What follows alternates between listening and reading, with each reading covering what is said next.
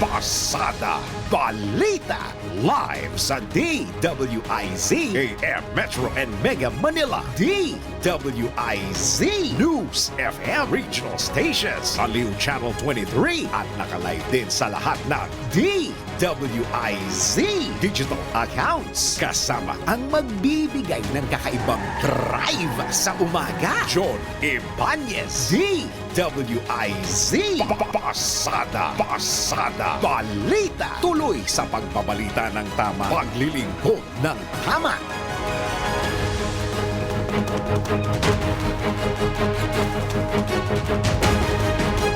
Silipin na natin ang ulo ng mga balita. Pasada Balita. Klase sa ilang lugar sa bansa suspendido dahil sa habagat. Pasada Balita.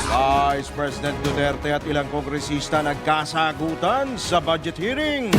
Pasada Balita. Pag-eskapo sa bansa ni na dismissed Mayor Alice Guo, idinitalye na sa Senado ng kapatid nitong si Sheila, Senador De La Rosa, uminit ang ulo. Pasada Balita. Operasyon ng PNP sa KOJC compound, hinarang ng korte, paghahanap kay Kibuloy, tuloy pa rin. Pasada Balita. Sa balitang pangkalakalan, revenue collection ng Pilipinas tumaas. Pasada Balita. Balita naman sa ibang dagat, death toll sa malawakang pagbaha sa Nigeria sumapa na sa halos 200. Pasada Balita. At sa sports, ang tabayanan ng PBA update mula kay Andre Suntay. Bawal ang babagal-bagal. Bawal ang kukupad-kupad. Pasada Balita.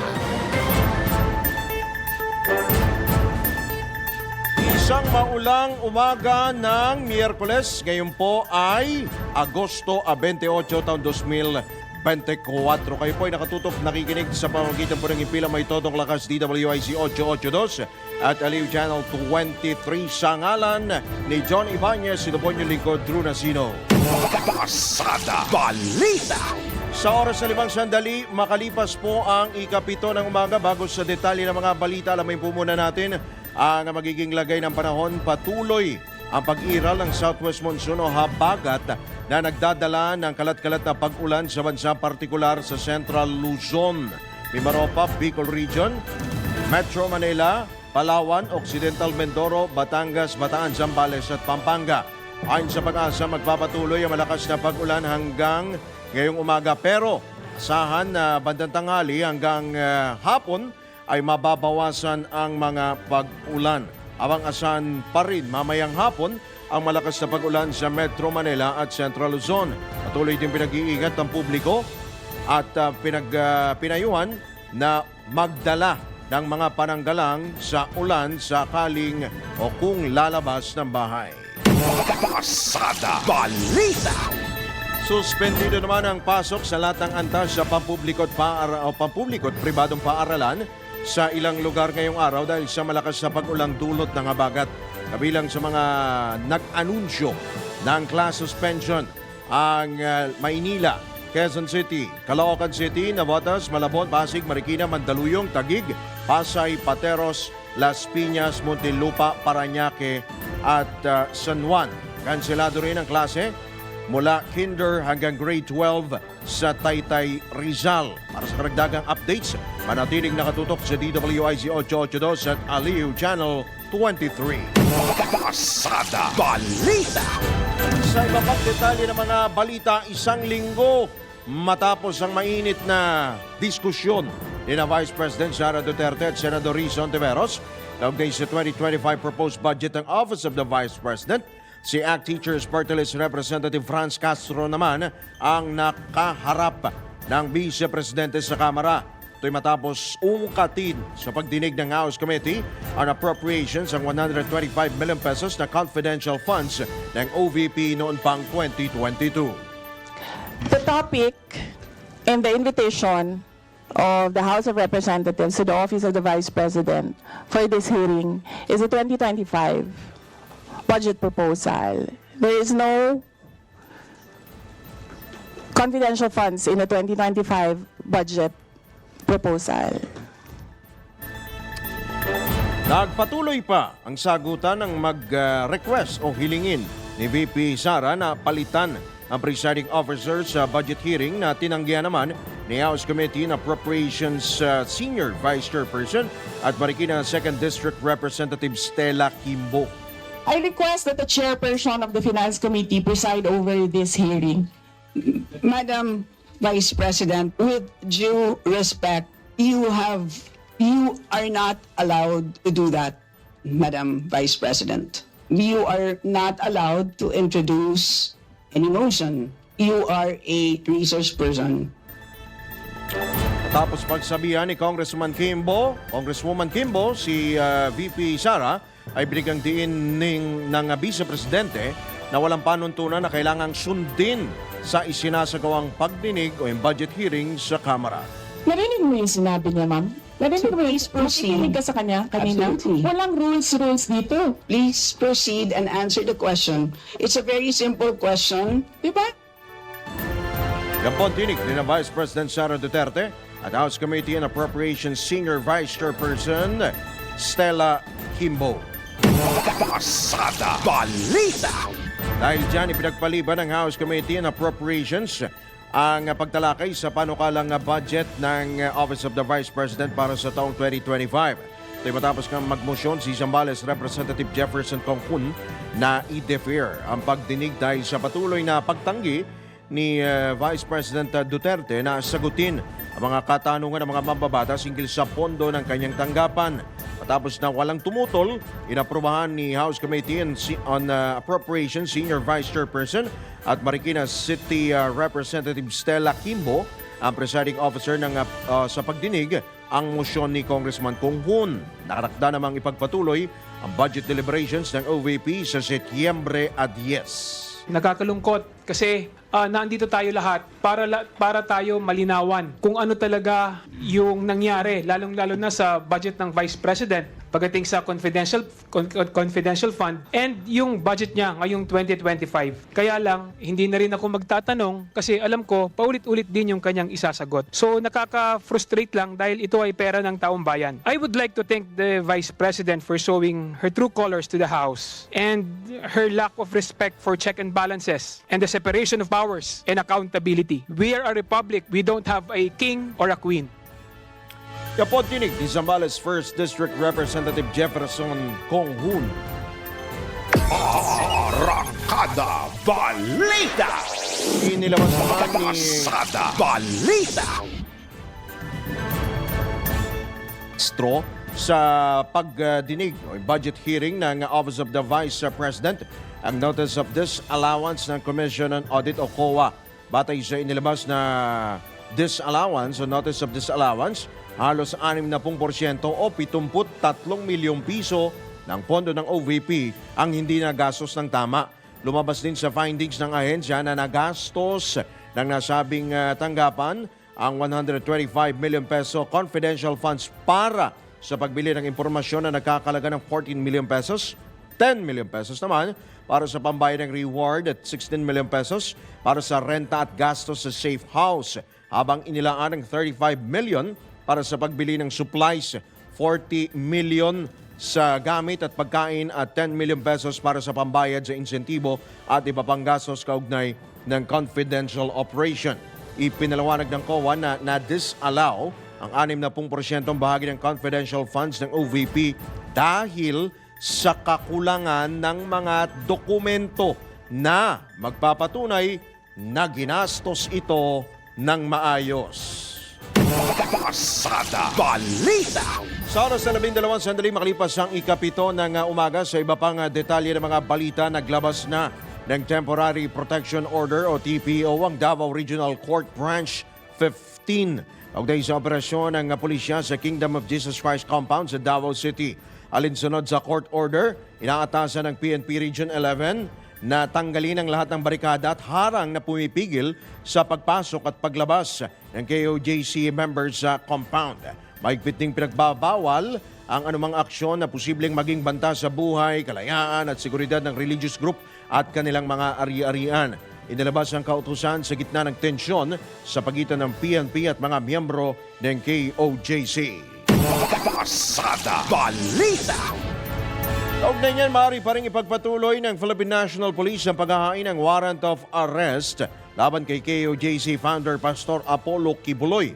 Ito ayon kay SC spokesperson Attorney Camille Suting ay matapos maglabas ang Regional Trial Court Branch 15 sa Davao City ng TPO, Temporary Protection Order para sa mga miyembro ng KOJC. Nilinaw ni Attorney Ting na ang inilabas na kautusan ng RTC ay ang pagtatanggal lamang ng mga barikada at iba pang mga nakaharang na pumipigil sa mga miyembrong o KOJC members at JMCFI na makalabas masok sa compound para hindi masikil ang kanilang religious at academic rights. Pasada Balita. Magpapatuloy pa rin ang PNP sa paghahanap kay Pastor Apollo Kibuloy sa loob ng KOJC compound sa Davao. Ito ay sa kabila ng inilabas na TPO o Temporary Protection Order ng Davao Regional Trial Court Branch 15. Kaugnay sa magiging operasyon ng PNP sa pag-aresto kay Kibuloy.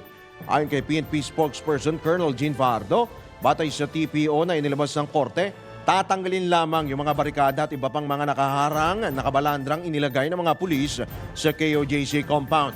Nilinaw din ni Colonel Fajardo na hindi restraining order ang desisyon ng korte at walaan niyang sinasabi na kailangang umalis ang mga pulis sa compound. Pasada Balita. Pagkay pa rin yan, halos 2,000 tauhan ng PNP na dineploy sa compound ng KOJC sa Davao City. Muling kinwestiyon. Sino? Patrol 19, Celi Ortega Bueno. Bakit kailangan mag-deploy na higit 2,000 pulis mula sa iba't ibang rehiyon para mahuli si Pastor Apollo Kibuloy at ilang pang miyembro ng Kingdom of Jesus Christ o KOJC? Ito ang question ni Senator Ronald Bato de la Rosa sa kanyang privilege speech. Question pa ni de la Rosa, kailangan ba na sa pagsisilbi ng warrant of arrest ay magkampo sa loob at labas ng compound ng KOJC ang mga tauhan ng pulis? Tama daw ba ang ginagawang pagsagawa ng search operation sa loob ng KOJC compound kahit wala namang nai-issue ang korte na warrant o search warrant? Ano anya maaaring gawin ng mga miyembro ng Kingdom of Jesus Christ para maprotektahan ang kanilang mga karapatan? Sana daw ay pwedeng humingi ang mga taga-Kingdom of Jesus Christ ng tulong para matigil ang tila panggigipit sa kanila.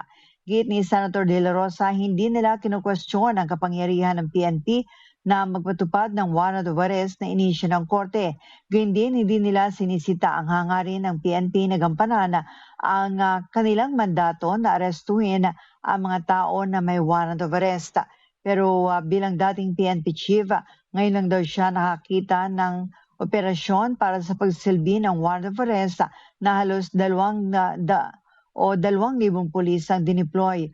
Noon anya nagpatupad ng arrest warrant laban kay Zulkifli Abdir o kilala bilang si Marwan na nasa listahan ng US bilang most wanted terrorist sa at may $5 million pa na bounty o pabuya dahil sa pagkakasungkot nito sa serye ng deadly bomb attacks sa Pilipinas. 44 na lang ang dineploy na tauhan ng PNP Special Action Force at higit sa 200 police officer ang nagsisilbing backup. Ito sa Patrol 19, Celi Ortega Bueno para sa impilang metodong lakas sa DWIZ. Nagbabalita ng tama, naglilingkod ng tama. Kapag may bagong balita, naka-on air, agad-agad, DWIZ Patrol Report. Nawagan naman si Senator Amy Marcos kay Kingdom of Jesus Christ o KOJC founder Pastor Apollo Kibuloy na sumuko na ito ng mapayapa sa Philippine National Police. Naniniwala si Senador Marcos na kayang-kayang ipagtanggol ng nasabing pastor ang kanyang sarili. Nanindigan din ang presidential sister na hindi makatwiran ang anyay marahas na paghahain ng arrest warrant laban kay Pastor Kibuloy. Pinagsabihan din ng mambabatas ng PNP na hindi nakatutulong ang kanilang mga hakbang sa pagtatangkang paghuli sa religious leader. Idinagdag pa ng ni Manang Aimee na hanggat maaari ay dapat gawing mapayapa ang isinasagawang operasyon at panatiling ligtas ang lahat, lalo na ang mga sibilyan at bata. Pasada Balita. Sa iba pang paksa ng mga balita, ibinunyag at idinetalye ni Sheila Guo sa pagdinig ng Senado na ang naging pagtakas nila, yung mga kaganapan po sa kanila pong pagtakas o pag-eska po palabas po ng Pilipinas. At aminado siya na hindi niya tunay na kapatid si dismissed Bamban Tarlac Mayor Alice Guo.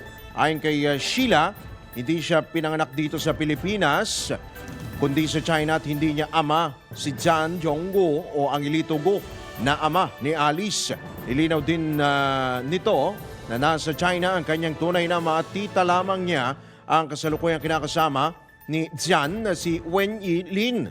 Ibinahagi rin ni Sheila na dumating siya sa Pilipinas noon pang 2001 abang siya ay 17 o 16 na taong gulang pa lamang, dahil anya'y sinama lamang siya ni Angelito sa pagpupulong hinggil sa kanilang negosyo dito sa bansa noon. Inila din ni Sheila na ang rason kung bakit ng ibang bansa si Alice ay dahil nalulungkot ito at nagpasama lamang ito sa kanya. Binigyang diin pa ni Sheila o Zhangyer na hindi niya alam na pinaghahanap si Alice. Aminado ho siya na hindi niya ito alam na pinaghahanap ito ng Senado, kaya niya ito sinamahan. Pasada Balita. Sa kabila niyan, uminit ang ulo ni Senate Committee on Public Order and Dangerous Drugs Chairman Ronald Bato de la Rosa kay Sheila Guo sa gitna ng pagdinig ng Senado hinggil sa pagtakas ni dismissed Bamban Tarlac Mayor Alice Guo sa Pilipinas. Sa nasabing pagdinig, iginiit ni Sheila na wala siyang alam kung saan sila pupunta ni Alice at basta na lamang siyang sumama para makaalis. Katwiran pa ni Sheila, naghinala na lamang siya nang mapansin niyang palipat-lipat sila ng sinasakyang barko, ngunit wala na niya siyang magawa kundi sumama na lamang sa pag-alis. Di mo siya tinanong bakit tayo sasakay ng bangka papuntang Malaysia na may eroplano naman? Una, hindi siya sabi sa akin na Ha? punta Malaysia. Oh, Ang sabi nang siya sa akin, samahan ko siya. May pupuntahan lang. tapos hindi ka nagtanong habang bakit tayo palipat-lipat ng bangka nito? Maliit, Yun, lipat ng malaki. Doon sa, naduda na ako eh. Nandun na ako eh. Ha? Ano gagawin ko? Pabalik ko pa dito sa Pilipinas? Binanatan naman o binantaan naman ni De La Rosa si Sheila na huwag nitong lolokohin ng Senado dahil imposibleng hindi niya natanong kay Alice kung saan sila pupunta. Hindi ka man kita, Po. hindi man kita sinasabing pabalikin dito, pero halata na nagsinungaling ka. Sorry po. Wag mo kaming lukuhin dito. Hindi po. Kasi Ha? yung unang Baka akala talaga po, mo kung ano yung ginagawa ni Alice Go sa hindi committee po. na ito, kaya mong gawin din. Pasensya na Ha? po pag may mani ako na... Pasensya. Kasi You are lying. yung Makinig lalabas na ka. kami- Huwag mo kami lukuhin dito. Niluluko mo kami. Hindi po. Klaro na hindi ka nagtanong sa kapatid mo na bakit kayo magbangka at hating gabi tayo lalayas dito. Tapos sabihin mo sa amin ngayon na hindi mo alam na lalayas na pala kayo ng Pilipinas? Oo, tell it to the Marines. Yan po ang galit na tinig ni Senate Committee on Public Order and Dangerous Drugs Chairman Ronald Bato de la Rosa. Pasada Balita. Sa kanya pong pagtatanong kay Sheila Guo. Okay pa rin po niyan, kinuwestiyon naman ni Senador Sherwin Gatchalian ang paggamit ng intelligence fund ng mga ahensya kasunod nga ng pagtakas ni dismissed Mayor Alice Guo. Sa gitna ng pagdinig sa Senado, binigyang diin ni Gatchalian na milyon-milyong piso ang intelligence funds ng ahensya ng gobyerno na dapat ay nagagamit sa pagtugi sa mga pugante sa bansa. Iginit pa ng senador na sa laki ng nasabing pondo ng Bureau of Immigration ay nagawa pang matakasan at malusutan ng mga ito ng isang Alice Guo. Matatanda ang ibinunyag ni Senator Risa Ontiveros na nakaalis na ng bansa si Alice Guo. Samantala, aminado ang BI na alam na nila na nakaalis nga ang sinibak na alkalde pero hindi pa nila ito inire-report sa DOJ dahil nagsagawa pa sila ng verifikasyon. Pasada Balita. Tiniyak naman ni Pangulong Bongbong Marcos na no sacred cow, quote and unquote, ang ginagawang investigasyon ng Department of Justice kaugnay sa pag-eskapo sa bansa ni dismiss Bamban Tarlac Mayor Alice Goo. Ayon kay Pangulong Marcos, nakausap na niya si Justice Secretary Crispin Remulla kaugnay sa resulta ng investigasyon at kanya pong tiniyak na may ulong-gugulong at may mananagot, may mapaparusahan, may masisibak malamang dahil nga po sa pagpuga ni Goo. Aminado naman ng Pangulo na itinago ng Bureau of Immigration ang pagtakas ng kontrobersyal na alkalde o dating alkalde. Sinisiguro rin ng Pangulo na masisibak sa pwesto ang opisyal ng BI, kung sino man ito, kung sino ka man ang tumulong sa alkalde at iba pang kasama nito ang lumalabas ho sa pagdinig ng Senado. 200 million pesos po ang ibinayad para lamang po makatakas sina Alice Goo. Pasada Balita. Ilalabas naman na ng Commission on Elections ngayong linggo ang guidelines para sa paghahain ng Certificate of Candidacy at Certificate of Nomination and Acceptance para sa 2025 midterm elections.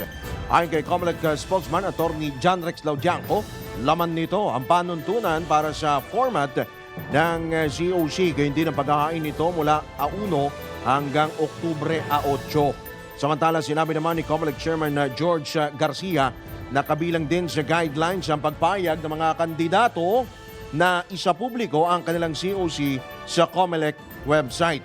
Matatandaan nitong Hunyo ng aprobahan ng poll body, partikular ang ANBank nito in principle, ang rekomendasyong i-upload ang ipinasang o isinumiteng COC at CONA ng mga kandidato sa website ng ahensya. Pasada Balita. Magbabalik po ang Pasada Balita, makalipas lamang po ang ilang mga paalala. Ang oras, 25 sandali makalipas ang ikapito ng maulang morning. Bawal ang babagal-bagal. Bawal ang kukupad-kupad. Pasada Balita. Alright, tayo po ay nasa ikalawang sigwada na po ng Pasada Balita ngayon pong maulang umaga ng Miyerkules, ngayon pong Baclaran Day, August 28, 2024. Sa mga nagtatanong po natin mga motorista, opo, yung mga anunsyo, maya-maya meron pa po tayong mga karagdagan pa mga anunsyo rito mula po sa LGU, baka may mga class suspension pa. O kanina, yung binanggit natin, uulitin ho natin. Pati work suspension, baka meron na rin yung mga work suspension. Pero dito muna tayo sa bahagi po ng mga expressway dahil meron pong inilabas po na balita ang Department of Transportation na kanila pong iniurong ang petsa po ng pagpapatupad ng bagong tollway policy. Bakit nga ho kaya? Nasa kabilang linya po natin para sagutin ang tanong ho na yan, si Ginoong Julius Corpus, ang spokesman ng Toll Regulatory Board o TRB. Maulang umaga po, Sir Julius. Welcome po muli sa DWIZ LU Channel 23. Sir Drew, isang magandang umaga po at sa lahat ng ating kasamahan dito sa DWIC. Isang magandang umaga po. Bagamat maulan, ay bumabati pa rin po kami nang sana'y maging maayos at matiwasay ang inyong araw na to. Kaya mag-iingat ho yung mga bumabiyahe sa mga expressway dahil madulas ho ang kalsada. Well, anyway, Sir Julius, ano ho ba ang rason bakit ho iniatras ho, no? Iniurong ho sa Oktubre 1 yung petsa po ng pagpapatupad nito pong bago po ninyong yung bago pong tollway policy kung saan papatawan po, pagmumultahin po yung mga motorista na walang RFID o kaya yung mga walang load. Sir Drew, tama po kayo, no? At kami po ay binigyan ng direktiba ng aming mahal na kalihim ng Department of Transportation, ng aming chairman sa TRB. At ang binigay pong rason ay number 1, para po i-fine-tune yung mga expressway operations pa rin po natin. At the same time, to intensify po yung ating public information campaign upang to enable yung ating mga tollway users to comply dito sa ating mga bagong guidelines. So, instead of having it implemented sa August 31, minarapat po ng ating mahal na kalihim na i-defer muna sa October 1 na po natin ipapatupad. October 1, sa tingin nyo ho ba, Sir Julius, sapat na ho ba yung panahon na yon na ibibigay ho ninyo sa mga motorista? Wala ho bang tumawad? Let's say, katapusan ng taon? Wala ho bang ganun? Wala hong panawagan na ganun? Marami-rami, iba-iba po ang mga komento at mga inputs and suggestions na natatanggap natin. Sir Drew, subalit lahat naman po yan binigyan ng konsiderasyon ng ating pamunuan bago man lang sila nag-decide to have October 1 as the implementation date. Siguro naman po at nakikita nyo naman din tungkol dito sa expressway operations natin like yung ating ETC system. Marami na po dun sa mga issues or concerns na mga problema o flaws ng ETC systems natin ang naayos na po at patuloy pa rin ang pag-aayos nitong ating mga toll operators and concessionaires sa kanilang mga sistema. No? Dahil sa kailangan po bago maipatupad itong ating bagong guidelines ay handa na rin po sila itong ating mga toll operators and concessionaires.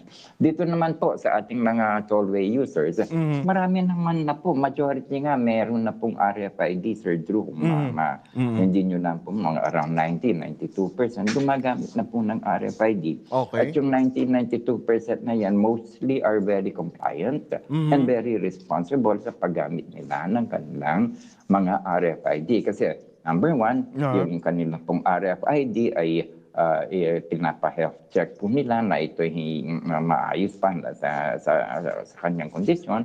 At pangalawa, bago po sila napasok kasi ng ating mga expressway, ay tinitingnan nila sapat pa ba yung kanilang load sa kanilang account bago man lang po sila pumasok dito sa ating mga expressways.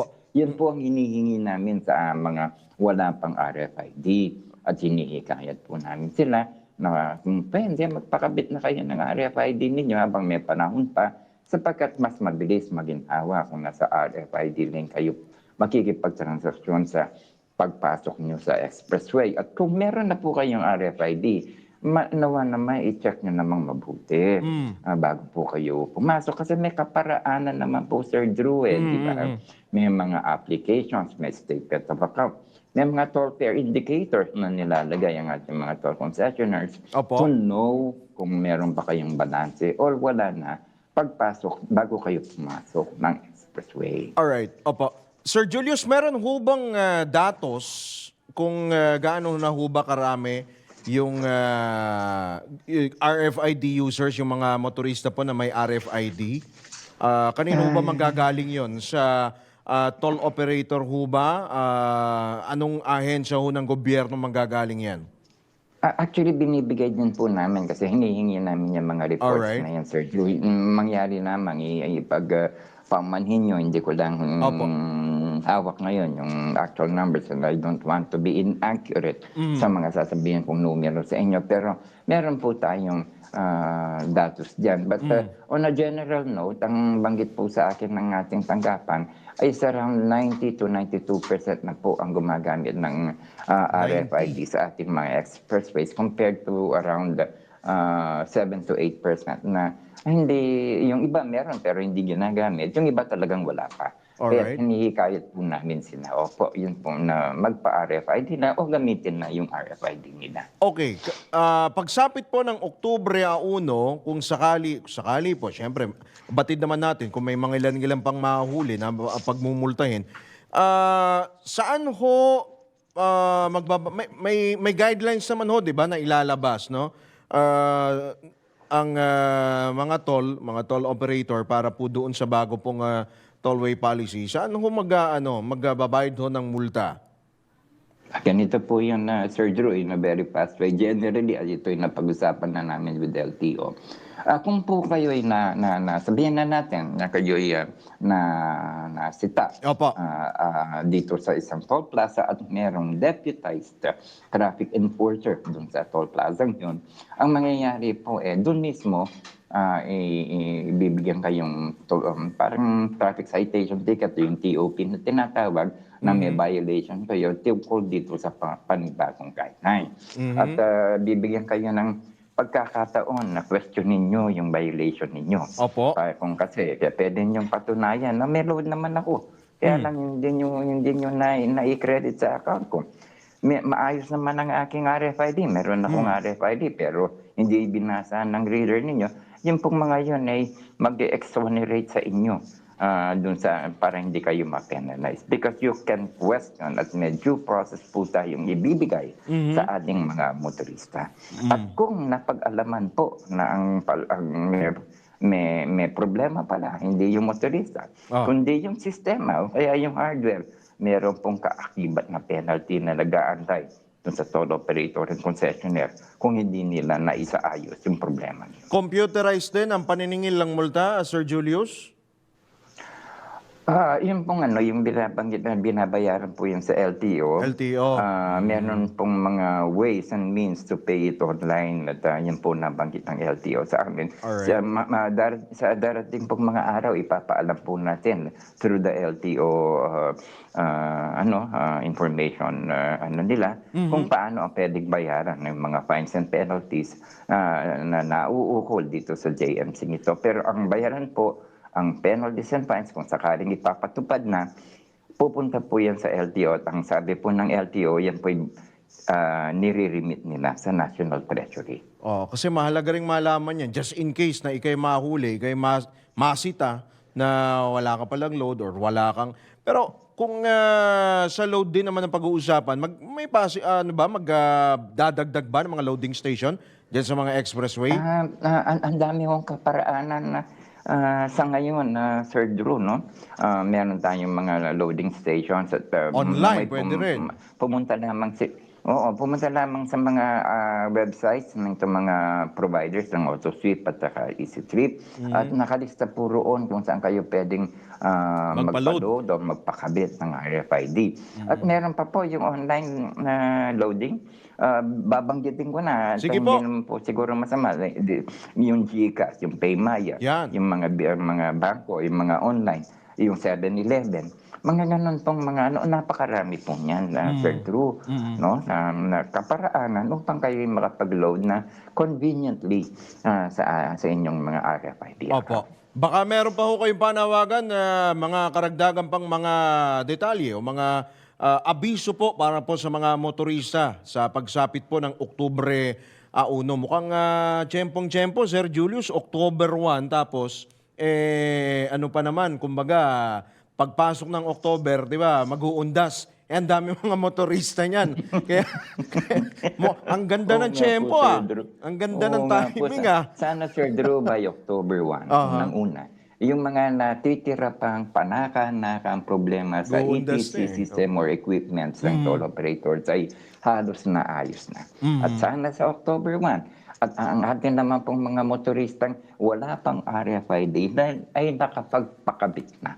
At sana po sa October 1 ay simulan na silang gumamit ng kanilang, sa bagay ngayon pa lang, yung mga may RFID na, sana naman po bago kayo pumasok ng expressway, i-check nyo muna kung may sapat kayong load o kulang para bago kayo pumasok ay makapag-load na po kayo para hindi kayo makaantala sa dali ng trapiko dito sa ating mga RFID lanes ng ating mga expressways. Alright. At Sir Drew, gusto ho natin ipaalam na tumatanggap pa naman po tayo ng cash as of now. Ayun, kasi meron pa naman. Most common misimpression, nakala nila as of now or by hanggat hindi po tinatanggal ng Department of Transportation ng kautusan na maglagay ng isang lane man lang for cash, pwede pa pong tanggapin. Pero pagka po, ang target po by October din, I think end of October, na baka pwede nang ipatupad na muli yung total cashless and contactless toll collection system.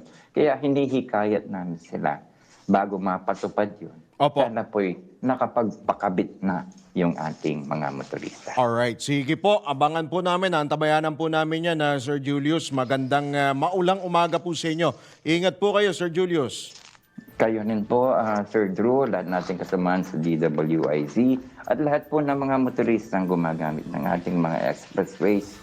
Please have a safe travel. Maulan po ngayon. Take extra precaution. We wish you to have a safe, comfortable, and be in your destination safely. Salamat po, Sir Julius.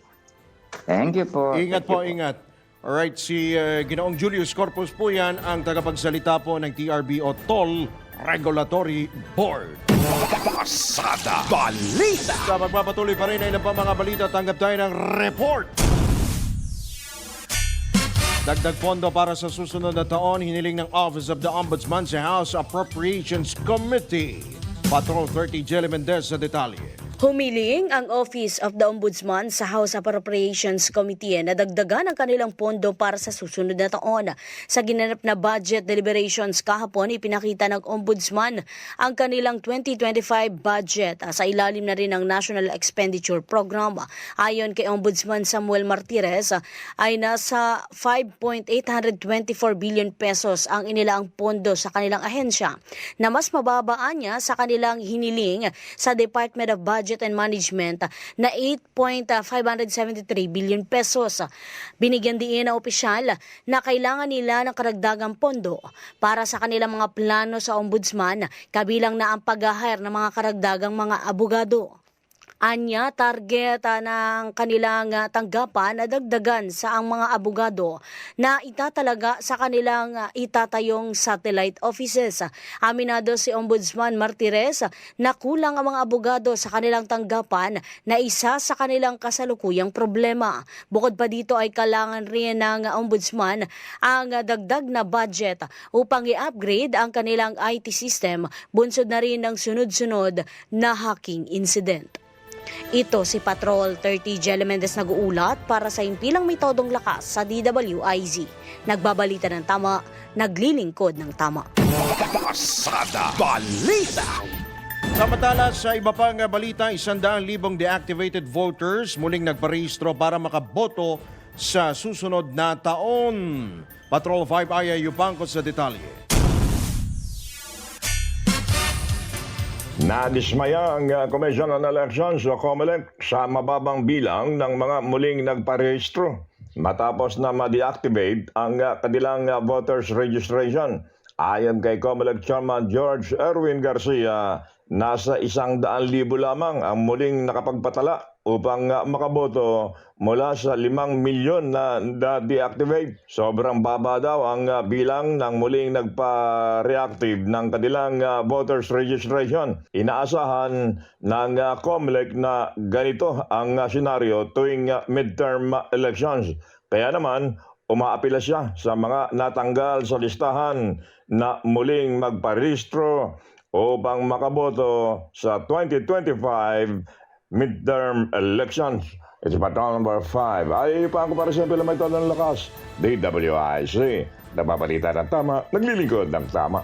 Kapag may bagong balita, naka-on air, agad-agad, DWIC Patrol Report.